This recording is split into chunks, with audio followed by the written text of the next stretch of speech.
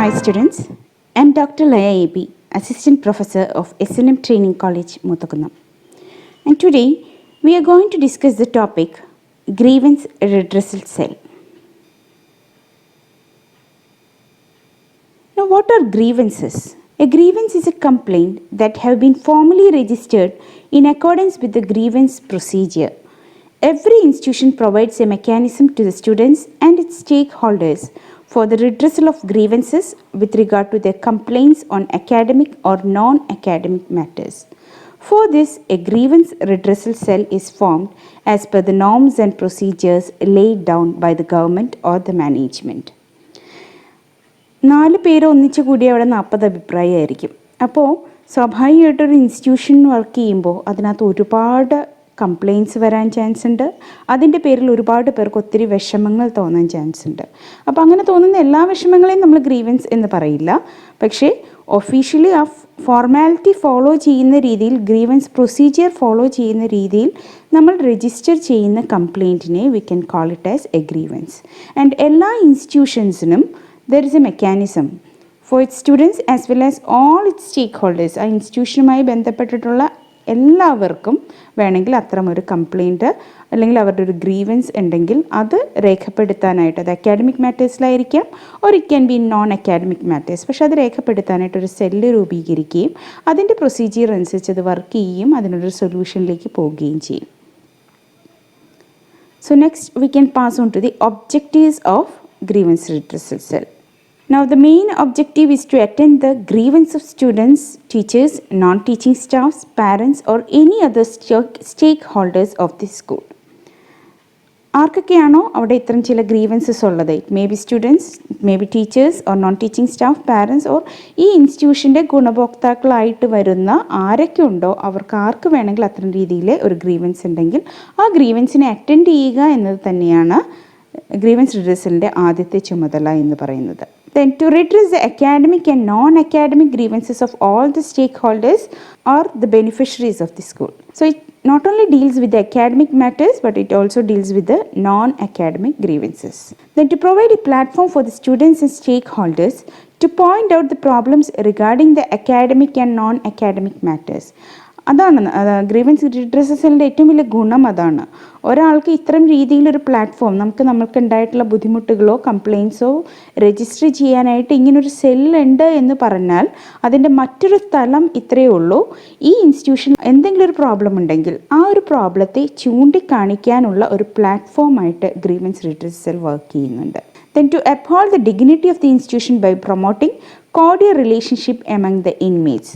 സ്വാഭാവികമായിട്ടും ഇൻമേറ്റ്സ് തമ്മിലുള്ള ഇഷ്യൂസ് അവിടെ സോൾവ് ചെയ്യുമ്പോൾ നോർമലി നല്ലൊരു ബന്ധം അവർ തമ്മിൽ ഡെവലപ്പ് ചെയ്യാനുള്ള ഒരു ചാൻസ് ഉണ്ട്. So it uphold the dignity of the institution as it promotes the good relation or cordial relationship among the inmates. Then to be accountable to the stakeholders. നിങ്ങൾക്ക് എന്ത് complaint ഉണ്ടായാലും കുഴപ്പമില്ല, we are taking the responsibility. ആ responsibility ഏറ്റെടുക്കാനുള്ളൊരു മനസ്സ് കാണിക്കുക, that is known as accountability. അപ്പോൾ അത്തരം രീതിയിൽ നമ്മൾ അതിൻ്റെ ഉത്തരവാദിത്തം ഏറ്റെടുക്കുക എന്നതും കൂടി ഗ്രീവൻസ് റിഡ്രസലിൻ്റെ ഒരു ഒബ്ജക്റ്റീവാണ്.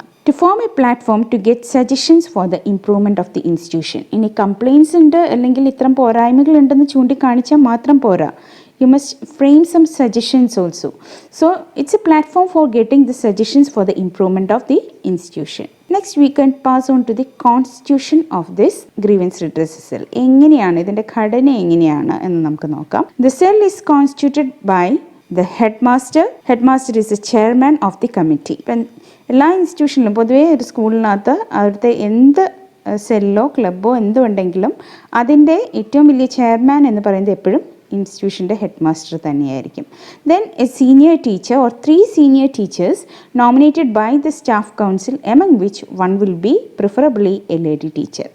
എപ്പോഴും അങ്ങനെയാണ് നമ്മൾ ചെയ്യാറുള്ളത്. ജെൻഡർ ഇക്വാളിറ്റിക്ക് വേണ്ടി ചെയ്യുന്നതായിട്ട് മാത്രം നമ്മളതിനെ കാണണ്ട, പകരം സ്കൂളിലുള്ള പെൺകുട്ടികൾക്കും ഓപ്പൺ അപ്പ് ആയിട്ട് എല്ലാം പറയാൻ വേണ്ടിയിട്ടാണ് സീനിയർ ടീച്ചേഴ്സിനകത്ത് അതിന് ഉറപ്പായിട്ടും ഒരാൾ ലേഡി ടീച്ചർ ആയിരിക്കണം എന്ന് നിർബന്ധമുണ്ട്. Then a PTA member that is a representative from PTA, മിക്കവാറും PTA പ്രസിഡന്റ് ആയിരിക്കും, or any other representative from PTA must be there. Then student representative must be also included. സ്റ്റുഡൻസിൻ്റെ എന്തെങ്കിലും അവരുടെ പരിഭവങ്ങൾ പറയാനും അവരുടെ ആംഗിളിൽ നിന്ന് കാര്യങ്ങൾ വീക്ഷിക്കാനും ഒക്കെ we need student representatives also.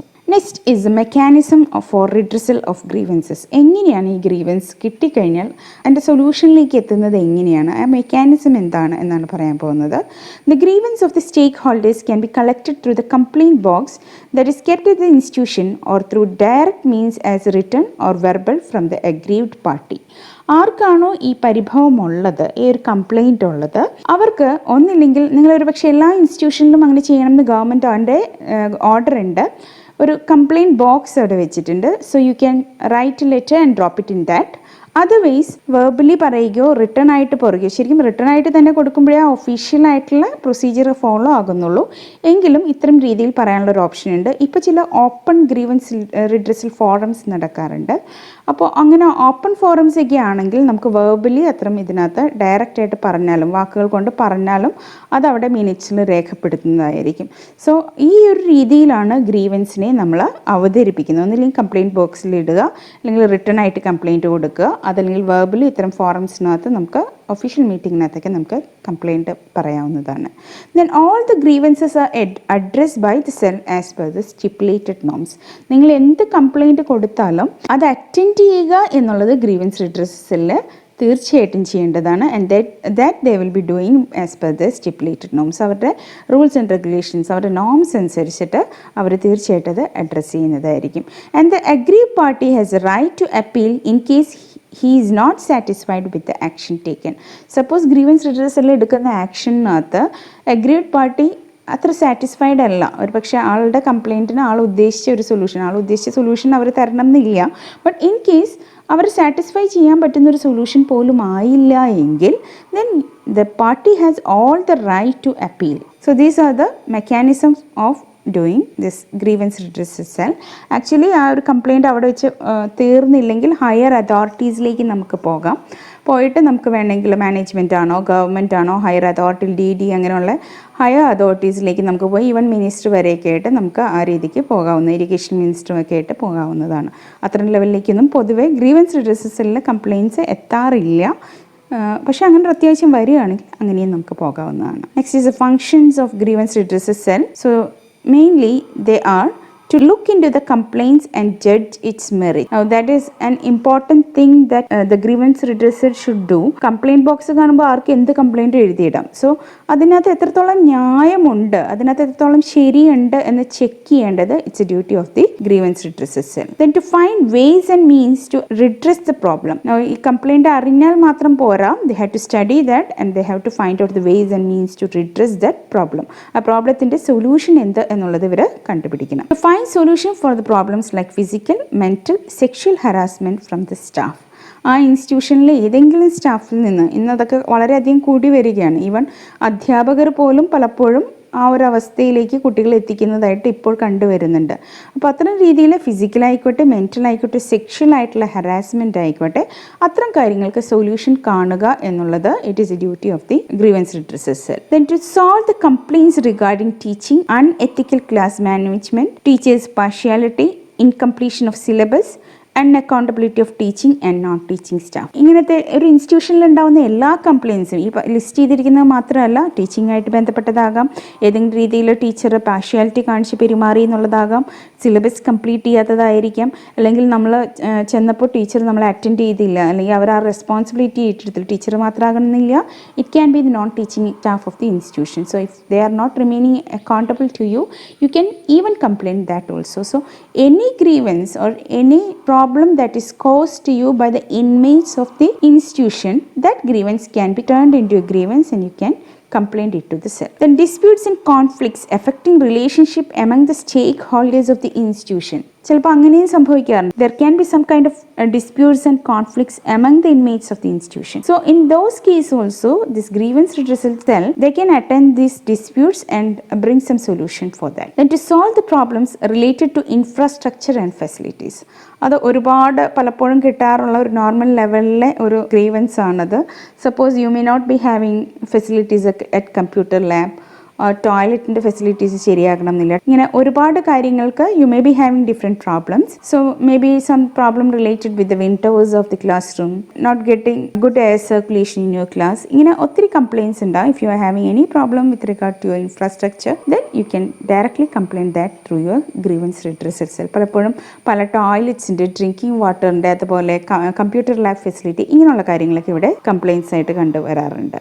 So in all way you can say a grievance redressal cell attend and redress the grievances of the stakeholders and offer suggestions for the development of the institution. അപ്പോൾ ഒരു complaint ആയിട്ട് മാത്രം വരുന്ന ഒരു സംഭവമായിട്ട് നിങ്ങൾക്ക് അതിനെ കാണരുത്. ഓരോ ഇതിൻ്റെയും തിന്മയെക്കുറിച്ച്, അല്ലെങ്കിൽ അവിടുത്തെ കംപ്ലയിൻസ് പറഞ്ഞു എന്ന് പറഞ്ഞാൽ അവിടെ ഇത്തിരി കൂടി ബെറ്റർ ആവാനുള്ള ചാൻസസ് കൊണ്ടേ തരികയാണ് ചെയ്യുന്നത്. അപ്പോൾ ചുരുക്കി പറഞ്ഞാൽ നമുക്ക് കംപ്ലയിൻറ്റ് കളക്ട് ചെയ്യുന്നൊരു സ്ഥലമായിട്ടല്ല ഗ്രീവൻസ് റിഡ്രസലിനെ കാണുന്നത്. തീർച്ചയായിട്ടും ചെയ്യുന്നത് അതാണെങ്കിൽ കൂടി ഇൻസ്റ്റിറ്റ്യൂഷനിലെ പ്രോഗ്രസ്സിലേക്ക് കൊണ്ടുപോകാവുന്ന ഏറ്റവും വലിയ എൻ്റെ നെഗറ്റീവ്സിനെ റെക്ടിഫൈ ചെയ്ത് പോകുന്ന ഒരു റെക്ടിഫൈങ് സെല്ലായിട്ട് വേണം നമ്മൾ ഗ്രീവൻസ് റിഡ്രസൽ സെല്ലിനെ കാണേണ്ടത്. So thank you.